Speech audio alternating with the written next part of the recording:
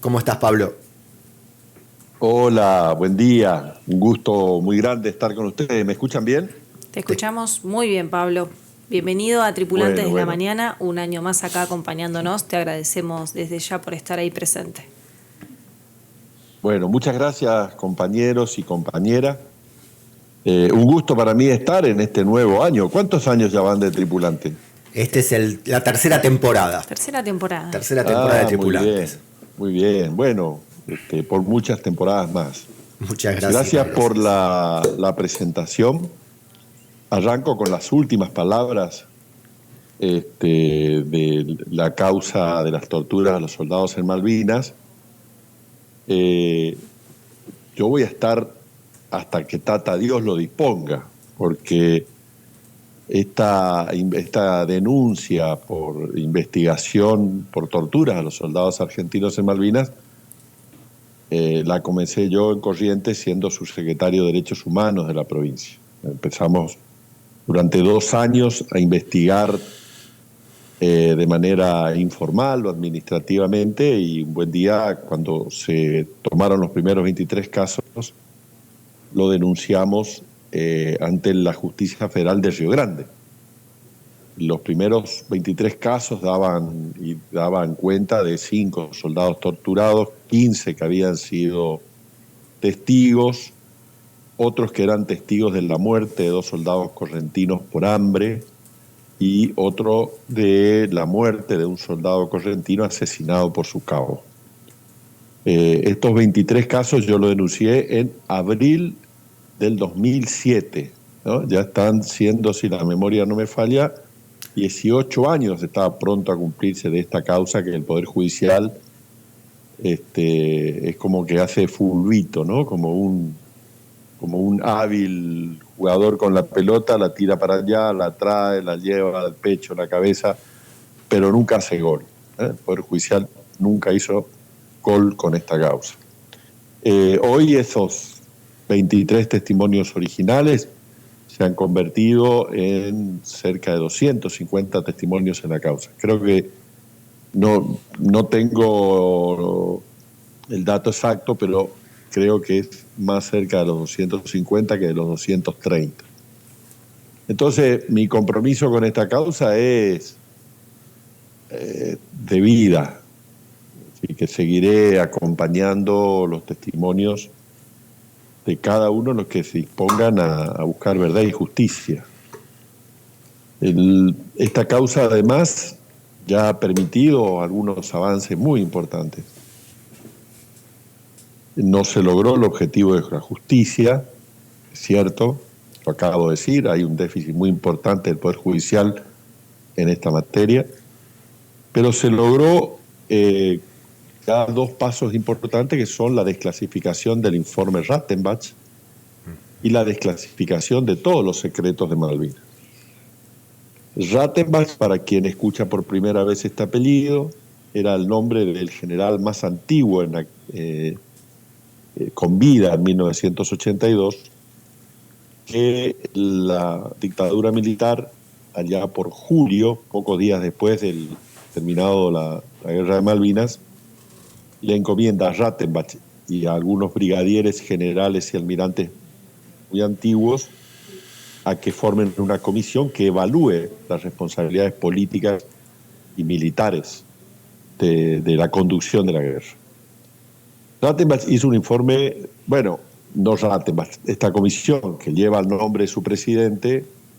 Recordemos que Rattenbach era un general, profesor de la Escuela de Guerra, profesor de la Escuela de Defensa, formada en los conceptos prusianos de las Fuerzas Armadas. Hizo un informe muy duro que termina calificando a la guerra de Malvinas como una aventura militar y política, ¿no? Por la enorme cantidad de errores tácticos y estratégicos de la dictadura al conducir la guerra. Y era tan duro que pedía la pena de muerte para oficiales, para la Junta Militar, que dispuso recuperar Malvinas de esa manera, y para algunos oficiales que tenían a cargo unidades. Por ejemplo, Alfredo Astiz, de triste memoria para el campo de los derechos humanos, que se rindió sin tirar un tiro y sin perder ni un hombre en las Islas Georgias, o algunos otros más. Este informe, cuando se da a conocer semanas antes de las primeras elecciones democráticas argentinas en el 1983, generó tal conmoción que la propia dictadura dispuso por un decreto del presidente entonces dictador Viñone que el informe Rattenbach sea secreto militar y político. Esto continuó durante toda la presidencia de Alfonsín, todos los años de Menem, los años de la Rúa, los años de Néstor Kirchner, y en el 2012 la presidenta Cristina Fernández de Kirchner dispuso que se hiciera público este informe. A partir de todas nuestras luchas en la causa allí en Río Grande, logramos que para permitir la mejor comprensión de cómo es posible un ejército que tortura a sus propios hombres, conocer el informe Rattenbach. Y 3 años después, allí en la mismísima ciudad de Ushuaia, en el acto del 2 de abril, la presidenta nuevamente dispuso la liberación de todos los secretos de todas las demás causas vinculadas con Malvinas. ¿Qué son estos? Al regreso de Malvinas, cada efectivo militar, por normativa militar, tuvo que hacer un informe, y en esos informes, no solo los soldados, sino también suboficiales y oficiales, denunciaron la existencia de torturas en Malvinas. Esto también, por una disposición de la última Junta Militar en 1983, dispuso que se archiven todas estas causas que estaban en trámite ante el Consejo Supremo de las Fuerzas Armadas. Entonces, ahí hay 2 logros. Hay otro logro que, por supuesto, no puedo probar esto, no puedo acreditar, no puedo, por las características del caso, pero nadie me quita esta convicción, es que a partir de que la desmalvinización impuso el silencio a los soldados. Nosotros vimos las actas de cual cada soldado estaba obligado a guardar silencio, bajo pena de ser considerado traidor a la patria o formar un consejo de guerra, etcétera, ¿no? Entonces, en ese silencio impuesto, logró que los soldados de Malvinas pasaran a ser casi inmediatamente después los locos de la guerra, por disposición, por estas estrategias de inteligencia. Y decir que uno había estado en Malvinas implicaba no conseguir un buen trabajo o que nadie te tome en serio, ¿no? Esto me lo dijeron con mucho dolor muchos soldados. La cosa más importante que habíamos hecho en nuestra vida no la podíamos decir porque inmediatamente éramos los locos de la guerra. Entonces, eso generó un silencio, y frente al silencio, muchos se encontraron, y a la imposibilidad de ser escuchados, muchos encontraron en el suicidio la salida al laberinto mental que la guerra te impone, ¿no? Entonces, es eso que hay más muertos de soldados muertos por suicidio que por acciones bélicas en Malvinas. Si después sumamos los caídos en el general Belgrano, sí superan a los suicidios, pero si uno analiza solamente de las acciones en las islas, hay más muertos por suicidio que por acciones bélicas. El suicidio es un hecho social, político, de denuncia colectiva, ¿no? Porque cuando alguien se suicida es porque no hay más lazos que aferren a la vida, ¿no? No hay familia, amores, clubes, compinches, amigos, vecinos, camaradas, correligionarios, compañeros, que logren atar a esa persona a la vida. Y siempre cada suicidio también es en sí mismo, la de los combatientes, una denuncia. Entonces yo sé que después de que pudimos demostrar la existencia de tortura y que muchos hablaron, estamos hablando de cerca de 250 testimonios en la causa, los indicadores de suicidio disminuyeron notoriamente. Por eso digo, objetivamente, científicamente no lo puedo acreditar, pero nadie me quita la convicción de que esta posibilidad de poner en palabra lo inenarrable de la tortura, lo inenarrable del dolor provocado por la tortura, generó esta respuesta de vida. Respuesta de vida que nuevamente en las últimas semanas fue puesta en crisis a partir de que un soldado del Regimiento 12, Mercedes, Pedro, que luego de regresar a Mercedes, de familia humilde, lo recuerdan como un flaco callado, hijo de albañil, no encontró trabajo en su tierra natal y siguió el camino de tantos correntinos que se fueron a buscar trabajo en otras ciudades. Él se radicó en Monte Grande, en la provincia, en el Gran Buenos Aires, y allí encontró un trabajo como auxiliar en una escuela. Él se jubiló hace poco tiempo, cursaba una enfermedad crónica, delicada, y la institución del PAMI le proveía sus medicamentos. En ese marco, la nueva normativa del PAMI, que suprime para las personas, los adultos mayores, medicamentos sin cargos, lo alcanzó a él también, ¿no? Entonces, empecé para hablar de esto, para hablar de la crueldad. Estamos viviendo una era de una crueldad inusitada, ¿no? Hay un regodeo de la crueldad, ¿no? Se festeja la crueldad. A ver, como los argentinos de mi generación, voté por primera vez en 1983, pero unos años antes ya me interesaba la cosa pública, la actividad política, y tengo plena conciencia de la dictadura y de todos los gobiernos que pasaron después. Todos esos gobiernos, estamos hablando de distintos signos políticos, todos festejaban una nueva industria, un nuevo empleo, un nuevo hospital, una nueva escuela.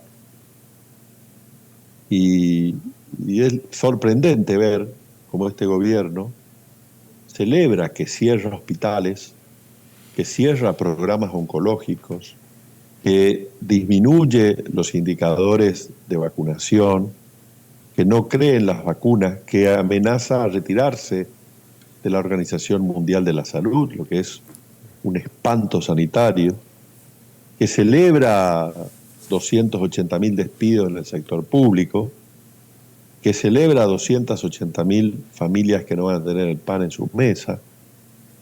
Es decir, celebra las tragedias humanas, lo que cualquiera de nosotros diría escuchando a alguien en la calle, en la cola de un supermercado o en la cola del banco o en un café de amigos, qué desgracia lo que te tocó, ¿no? Tener una enfermedad grave y no tener medicamentos, que tu jubilación no te alcance, que te hayan despedido del trabajo, que tu compañero o compañera de vida que necesita atención de salud mental le hayan cortado los servicios. O las últimas medidas de esta semana de suprimir el servicio de cuidados paliativos del programa oncológico.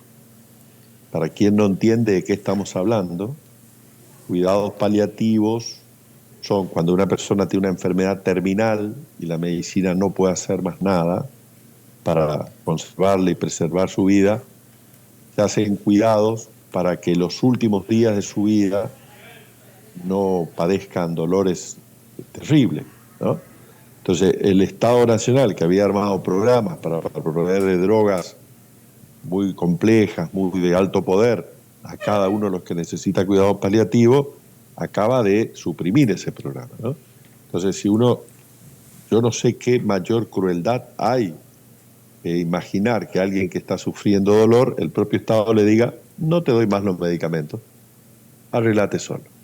Entonces, estamos viviendo una era de crueldad que yo creo que va a generar muchos Pedros, que va a generar muchos casos de respuesta suicida, porque nos resulta incomprensible la política de la crueldad, ¿no? Nos resulta no solamente intolerable humanamente, sino incomprensible racionalmente. Uno puede enfrentar circunstancias más duras.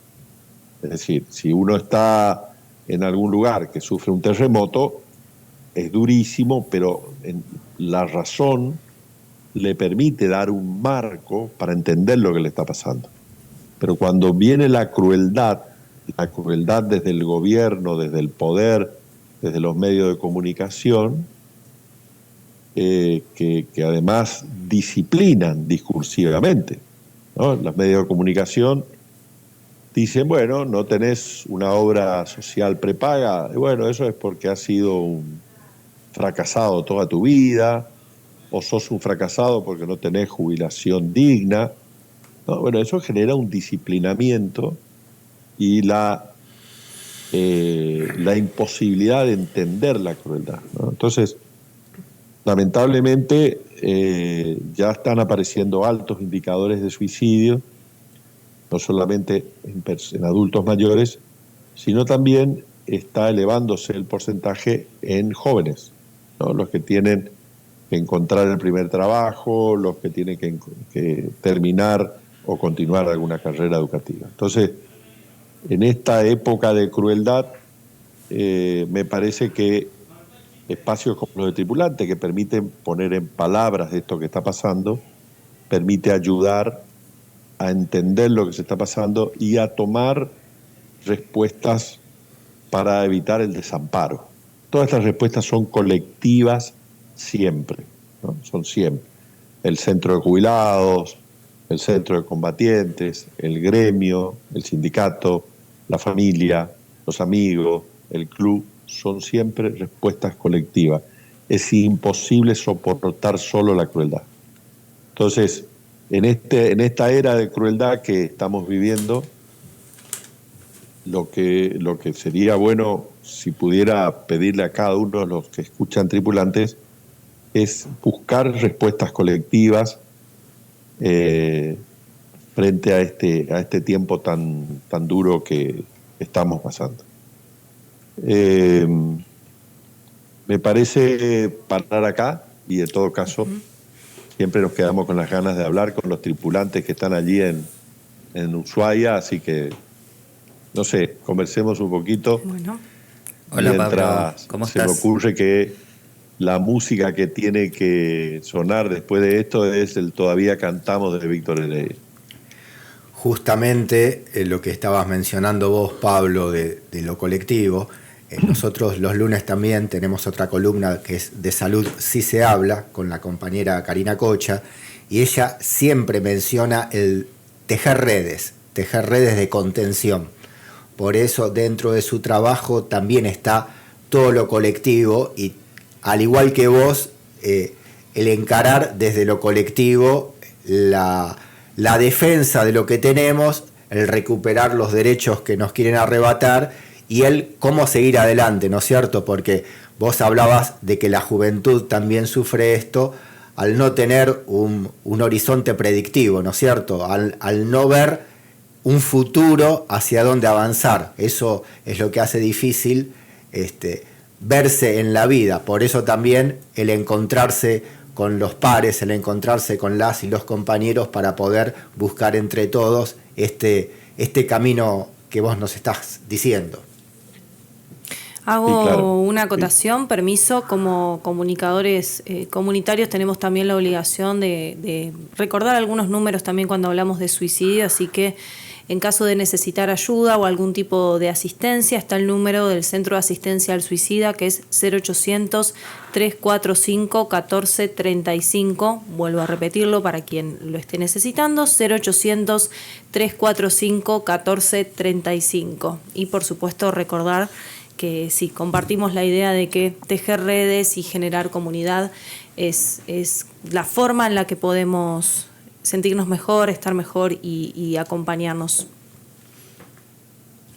Sí, agrego algo para entender la magnitud de lo que estamos viviendo. El otro día escuchaba, ¿no? Cuando cualquier canal de estos mentimedios, ¿no? Al servicio de la mentira, quedó explícito hace poco que hay comunicadores que no son periodistas, ¿no? Son comunicadores de una idea de poder siempre, ¿no? El periodismo yo lo entiendo que de una manera muy sencilla. Si alguien dice que llueve y alguien dice que no llueve, no es responsabilidad del periodista dar las dos campanas, sino salir a la calle, poner la mano y ver si llueve o no llueve. Me parece la explicación más sencilla, es decir, ¿está lloviendo o no está lloviendo? Bueno, pero hay aparatos comunicacionales muy fuertes en este momento que nos han inoculado el odio de una manera tremenda hace 20 años. Por eso hay tantos discursos de odio o justificación de la crueldad. Y estos medios insisten con que estas ideas de Milei, del imperio absoluto del mercado, de la posibilidad de los que tienen mucha plata de tener muchísima más a costa del sufrimiento de la mayoría, lo plantean como nuevas ideas, ¿no? Como un nuevo tiempo. Y yo le explico de una manera casi científica que es falso esto. A partir de...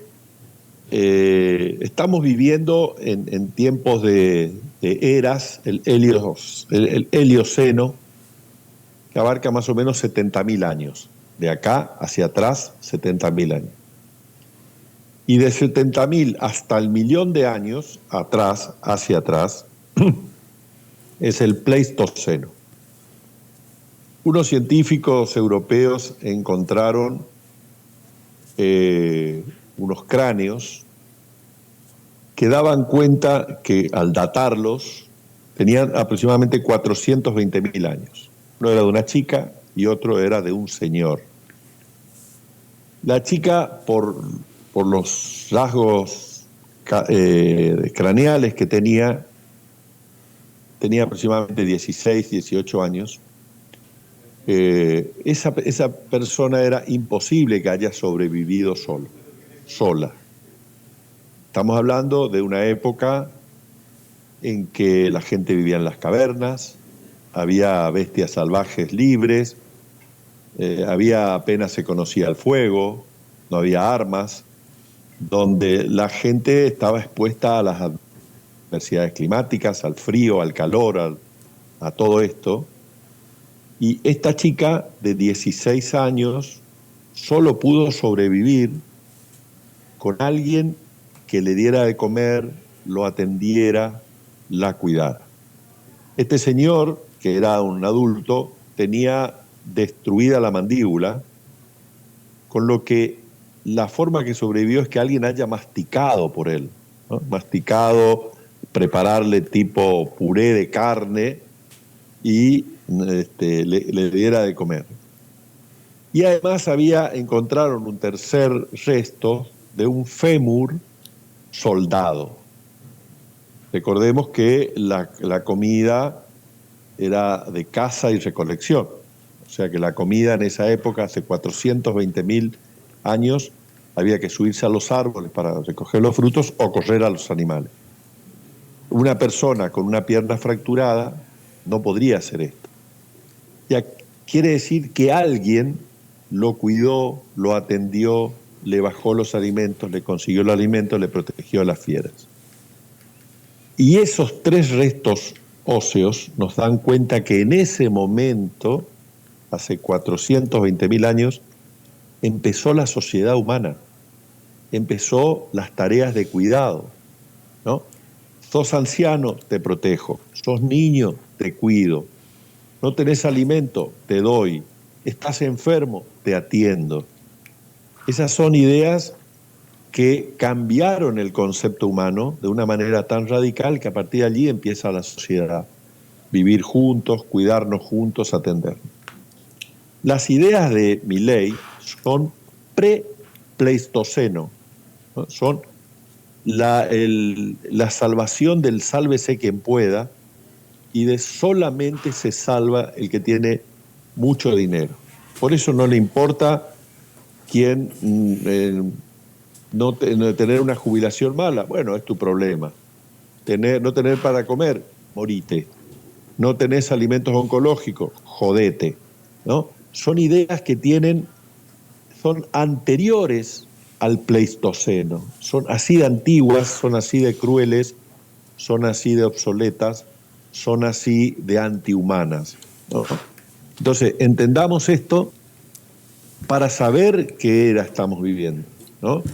Y al saber es que uno puede accionar colectivamente e individualmente para ver en qué posición toma frente a la vida ante este caso, ¿no? Uno puede decir, tener un buen ingreso, afortunadamente hay gente que lo hay, yo me considero un privilegiado en ese sentido, que tengo un buen ingreso y me permite vivir con dignidad.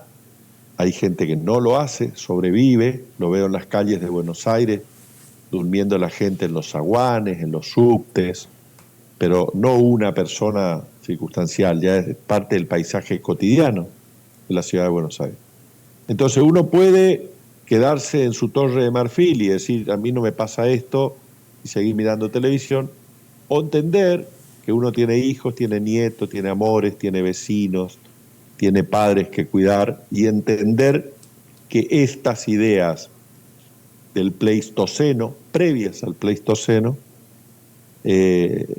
aplican la crueldad con todos los seres humanos, ¿no? Por ahí te puede tocar, teniendo un buen salario, una buena jubilación, un buen empleo, te caes por la calle y el sistema sanitario público no te va a recoger la ambulancia, ¿no? ¿Por qué? Porque no tuviste la obra social tal que es la que tienen las ambulancias. Entonces te va a tocar, de alguna manera te va a tocar, ¿no? En algún momento puedes tener enfermedades graves, necesitar drogas y cuidados paliativos y no lo vas a tener. Entonces, la respuesta es colectiva frente a esta crueldad. Pablo, te saludo, que recién te voy a decir hola, pero te estoy escuchando atentamente desde el momento en el que inició este espacio de la columna con los lentes de derechos humanos. Agradecerte en un principio por sumarte nuevamente a esta temporada de Tripulantes de la Mañana. Cari Cocha, como mencionaba Ale hace un momento, que es compañera que lleva adelante la columna de Salud Si Se Habla, mencionaba en su primera edición el concepto de la dignidad, ¿sí? Aplicado a todos los espacios de la vida, a todos los momentos, la salud, el trabajo, la vida cotidiana, justamente este compartir en comunidad y compartir en red. Así que quiero sumarlo también a esta reflexión que vos estás trayendo, así como lo mencionaba Ale también en su momento. Y agradecerte por estar nuevamente al aire, a invitarte a que sigas estando, siempre es un placer poder escucharte. Para quien te escuche por primera vez y haya estado desde el inicio de esta columna, Malvinas y Derechos Humanos es el libro de Pablo Basel junto con otras historias que relata y cuenta justamente lo que vos mencionabas respecto a la lucha de los derechos humanos para combatientes de Malvinas, para quien quiera buscarlo, lo reitero, Malvinas y Derechos Humanos. Queremos agradecerte por esta edición de Tripulantes de la Mañana y los lentes de derechos humanos y esperamos tenerte en 2 semanitas nuevamente al aire. Con mucho gusto, que tengan muy buen día. Ustedes, y ha sido un gusto estar nuevamente en esta tercera temporada de Tripulantes de la Mañana. Tenemos el Hasta dentro de 15 días. Un abrazo.